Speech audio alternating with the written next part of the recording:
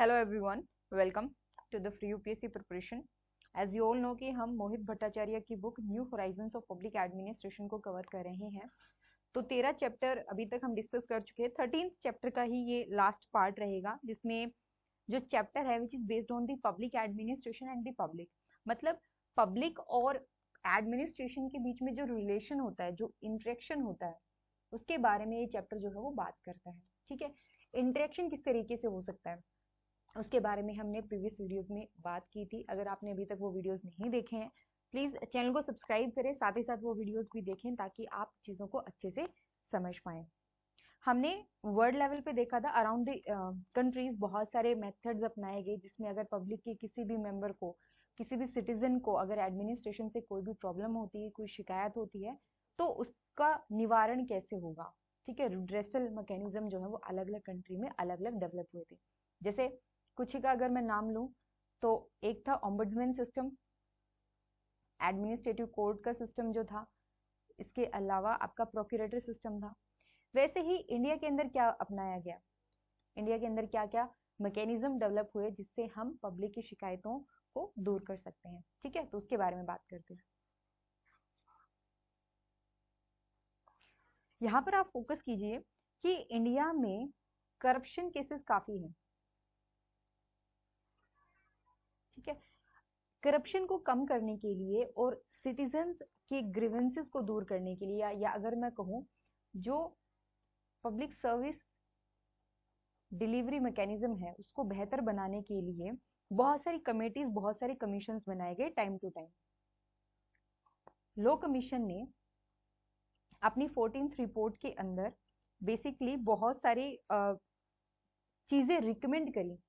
किसके regarding? Administrative discretion के regarding. Administrative discretion होता है जब जो एडमिनिस्ट्रेटिव ऑफिशियल है वो अपनी मनमर्जी से काम करता है, डिस्क्रिशनरी पावर उसके पास अगर ज्यादा हो जाती है तो अगर कोई भी एडमिनिस्ट्रेटिव अथॉरिटी अगर बताई गई लिमिट से बाहर जाकर के कोई काम करती है, ठीक है, तो उसके रिगार्डिंग लॉ कमीशन ने बहुत सारी रिकमेंडेशन दी थी। उसके अलावा सबसे फेमस संतनाम कमेटी आती है। Santnam committee is very famous. जब आप एडमिनिस्ट्रेटिव रिफॉर्म की बात करते हो इंडिया में और संतनाम कमेटी का जिक्र ना हो, ऐसा हो ही नहीं सकता। ये कमेटी बनाई गई थी on the prevention of corruption, and इस कमेटी का ये मानना था कि इट वाज नेसेसरी कि आप ऐसे मैकेनिज्म डेवलप करो, ऐसे मेथड डेवलप करो जिससे हम गवर्नमेंट सर्वेंट के जो डिस्क्रिशनरी बिहेवियर है ना, उसको हम कंट्रोल कर पाए। डिस्क्रिशनरी बिहेवियर होता है मनमर्जी का बिहेवियर। ओके, फिर संतनाम कमेटी की ही रिपोर्ट के बेसिस पे सेंट्रल विजिलेंस कमीशन बनाया गया। ठीक है, 1964 के अंदर। और बहुत सारे स्टेट्स में फिर इसी की जो यूनिट है, स्टेट यूनिट, वो इस्टेब्लिश करी गई। विजिलेंस सेल बनाई गई अलग अलग गवर्नमेंट डिपार्टमेंट में, पब्लिक सेक्टर अंडरटेकिंग के अंदर। तो जो सेंट्रल विजिलेंस कमीशन है, it is headed by central vigilance commissioner, और ये जो कमिश्नर होता है it is headed by the president of India. उसके अलावा बहुत सारे सेक्रेटेरियल या टेक्निकल स्टाफ होते हैं। अब ये काम कैसे करता है? कोई भी पर्सन है जिसको शिकायत है, ठीक है, मान लीजिए मुझे एडमिनिस्ट्रेटिव ऑफिशियल से शिकायत है, मैं कोई काम करवाना चाह रही थी लेकिन करप्शन केसेस आए या और भी कोई भी रीजन हो सकता है, बट मुझे प्रॉब्लम है, बिट टाइम पे काम नहीं हुआ या बहुत पैसे मांगे उन्होंने, करप्शन या मनी जो है वो डिमांड करेगी, तो you can directly complain to the CVC. आप डायरेक्टली जाकर के वहां पे कंप्लेन कर सकते हो। इसके अलावा इंसान खुद कंप्लेन करे, इसके अलावा जो प्रेस रिपोर्ट्स होती हैं, भी अखबार में कोई रिपोर्ट आई, प्रेस ने कोई मीडिया के थ्रू को पता चला, इसको ऑडिट रिपोर्ट है।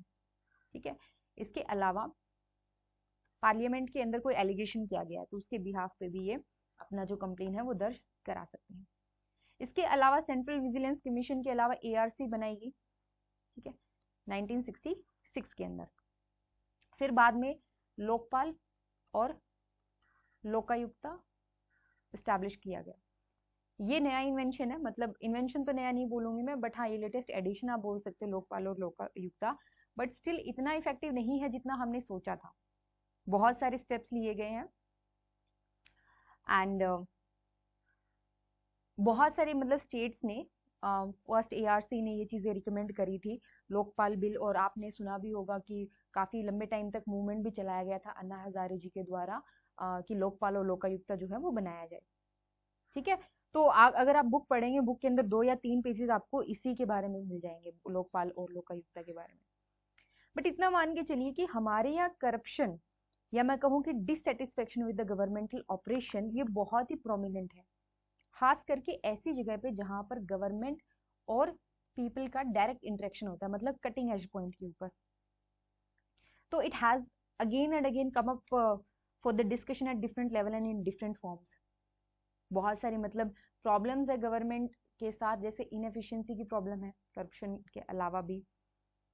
ठीक है, इसके अलावा insensitivity, insensitivity to the clientele, and usefulness of ombudsman or any other grievance handling machinery should be considered. इसमें बहुत सारे स्टेप्स दिए गए हैं, ऑम्बुड्समैन टाइप इंस्टीट्यूशन को क्या करना चाहिए, एडमिनिस्ट्रेटिव एफिशिएंसी पे फोकस करना चाहिए। ये ऐसा मतलब डेटा मैं बोल सकती हूँ, ऐसी चीजें हैं जो अगर आप एक सिंगल रीडिंग भी करेंगे ना तो क्लियर हो जाएगा। अदरवाइज जो अकाउंटेबिलिटी एंड कंट्रोल वाले टॉपिक है ना यूट्यूब, हमारे यूट्यूब चैनल के ऊपर, वहां पर आप जाकर के इजीली ये चीजें कवर कर सकते हैं। सिंस ये ऑलरेडी कवर किए गए हैं तो हम इसके ऊपर ज्यादा टाइम नहीं लगाएंगे। बट इतना मान के चलिए, यहाँ पर मैं एक चीज कोट करना चाहूंगी। हमने मैक्स वेबर वाला पॉइंट जब पढ़ा था, उसमें हमने जाना था कि एडमिनिस्ट्रेशन जो उन्होंने बताया था, या ब्यूरोक्रेसी जो उन्होंने बताई थी, वो ब्यूरोक्रेसी थी आइडियल ब्यूरोक्रेसी। और रियलिटी में उन्होंने भी माना था कि ब्यूरोक्रेसी पावर को कंसंट्रेट करके रखती है, ब्यूरोक्रेसी बहुत ही पावरफुल एजेंसी है, तो इसको कंट्रोल करने के लिए उन्होंने अलग अलग मेथड्स बताए थे, और उनमें से एक मेथड था पॉलिटिकल अथॉरिटी। तो किसी भी देश की जब बात हो रही हो, खास करके डेमोक्रेटिक कंट्री की अगर बात हो रही हो, तो अगर उस सिस्टम को सरवाइव करना है, that survival is dependent on the honesty and integrity of the politician. जितने अच्छे पॉलिटिशियन होंगे उतना ही अच्छा आपका सिस्टम होगा। ठीक है, जब पॉलिटिकल मोरालिटी डाउन होने लगती है ना, जब पॉलिटिकल मोरालिटी फेल होने लगती है, स्टैंडर्ड इसका डाउन होने लगता है, तो जो सिटीजन ग्रीवेंसेस के लिए हमने जितने भी इंस्टीट्यूट्स बनाए हुए हैं, इस लाइन को अच्छे से समझिए कि जब पॉलिटिकल मोरालिटी डाउन होने लगती है, तो हमने जितने भी इंस्टीट्यूट्स बना रखे हैं जो सिटीजन ग्रीवेंसेस से डील करने के लिए हैं, उनकी महज एक कॉस्मेटिक वैल्यू रह जाएगी, मतलब दिखावे के लिए है वो, रियलिटी में वो कोई फंक्शन नहीं करेंगे। It may be of mayor cosmetic value and not of real worth. इसीलिए जो पॉलिटिशियंस है वो सही होने चाहिए, तभी हम एडमिनिस्ट्रेशन के ऊपर बेहतर कंट्रोल बना सकते हैं। ठीक है, इसके अलावा एक और इनोवेशन है, that is citizen charter. Citizen charter क्या है? सिटीजन एडमिनिस्ट्रेटिव रिलेशनशिप के अंदर जो लेटेस्ट डिवाइस है दैट इज सिटीजन चार्टर। तो इसमें क्या होता है कि बेसिकली जो ऑर्गेनाइजेशन होता है वो एक चार्टर डिसाइड करता है, चार्टर देता है कि ओके ये सर्विसेज हम प्रोवाइड करवा रहे हैं, इससे बहुत फायदा होता है। सिटीजन चार्टर का जो कॉन्सेप्ट है ये सबसे पहले यूके के अंदर कॉमन कॉज करके एक एनजीओ था उसके द्वारा प्रपोज किया गया था, और उसके बाद में यूके में एक कमेटी स्टैब्लिश करी गई, और फिर उन्होंने माना कि okay that is a good initiative and we should follow this. तो सिटीजन चार्टर जो है वो फॉलो किया गया। देन इसके बाद में चार्टर के बारे में हमने पढ़ा, इवन आई एम सेइंग कि आप अकाउंटेबिलिटी एंड कंट्रोल वाला चैप्टर अगेन पढ़ेंगे, you will find out the citizen charter there, and don't worry, single reading वाली चीजें हैं ये, जहां पर एक्सप्लेन करने वाली आएंगी, I will explain that.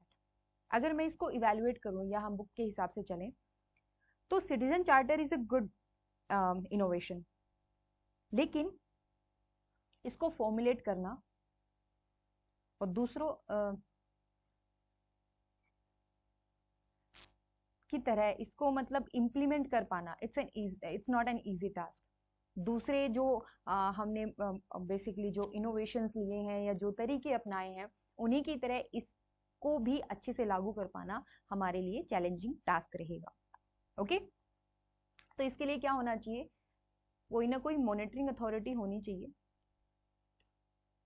And यहाँ पर सिटीजन का जो रोल है that should be active, feedback time to time मिलना चाहिए, एंड जो ऑर्गेनाइजेशन में एम्प्लॉइज काम कर रहे हैं, मतलब इट्स लाइक एक ऑर्गेनाइजेशन है जो वो सर्विसेज प्रोवाइड करवा रहा है, उसको लिख करके उन्होंने एक चार्टर बना दिया। तो यहाँ पर दो प्रकार के इंटरेक्शन हो रहे हैं। एक तो जो एम्प्लॉइज हैं उनको अब ये चार्टर फॉलो करना पड़ेगा, और पब्लिक भी अवेयर है कि okay now we can expect this kind of services from this department. तो अब इनका जो इंटरेक्शन है, जो एम्प्लॉइज हैं, एम्प्लॉइज शुड बी साइकोलॉजिकली और इंफ्रास्ट्रक्चरली वेल प्रिपेयर्ड होने चाहिए ताकि वो इन सर्विसेज को अच्छे से सर्व कर पाए या उनको प्रोवाइड करवा पाए टू द पब्लिक। ठीक है, देन अगर ये तो इंडिया की बात हो रही है, इसके अलावा और भी बहुत सारे चीजें हैं। जैसे अकाउंटेबिलिटी की अगर हम बात करें तो फिलीपींस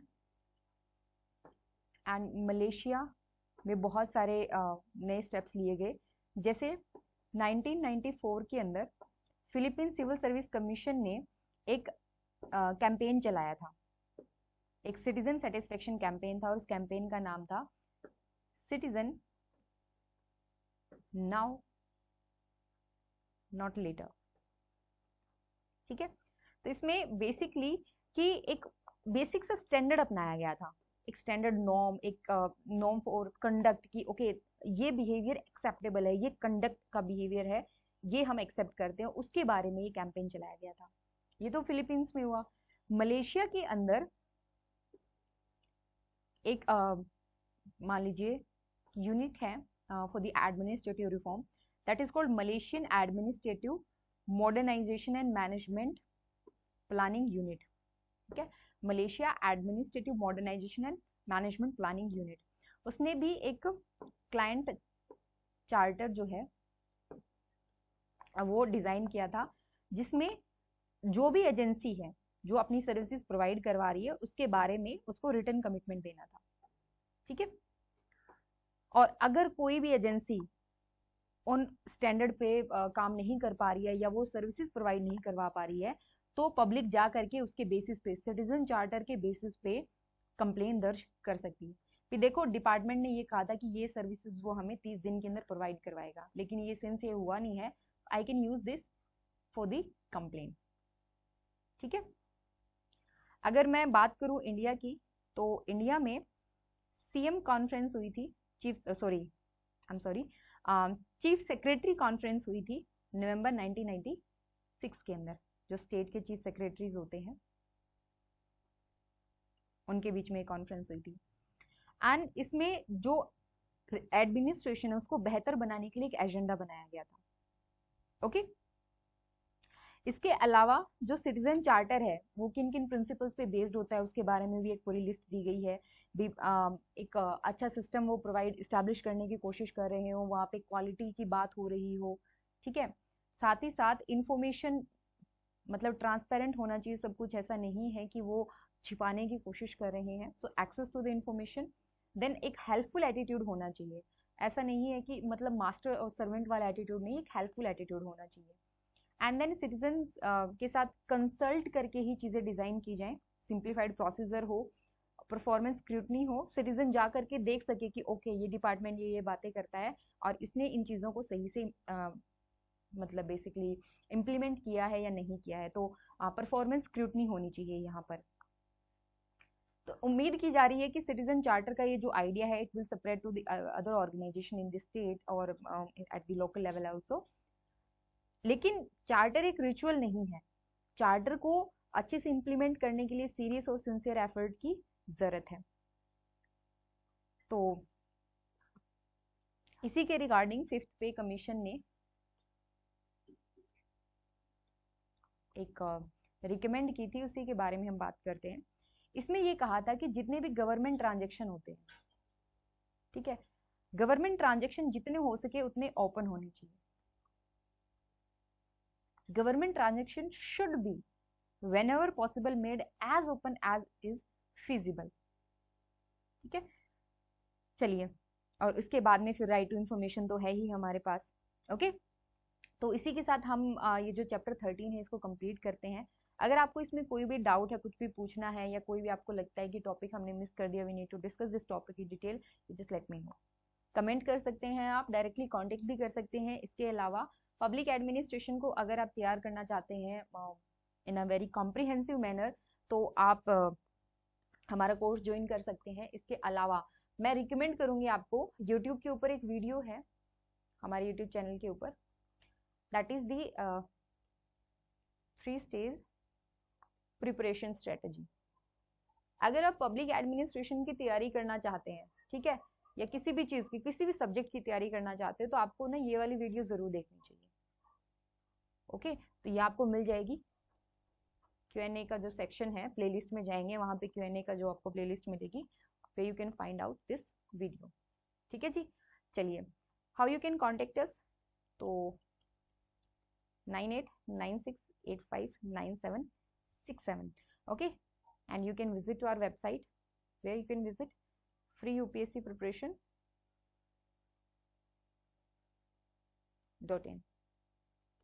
ठीक है जी, तो आप इस पे विजिट कर सकते हैं, वहां पर आपको कोर्स से रिलेटेड सारी इंफॉर्मेशन मिल जाएगी।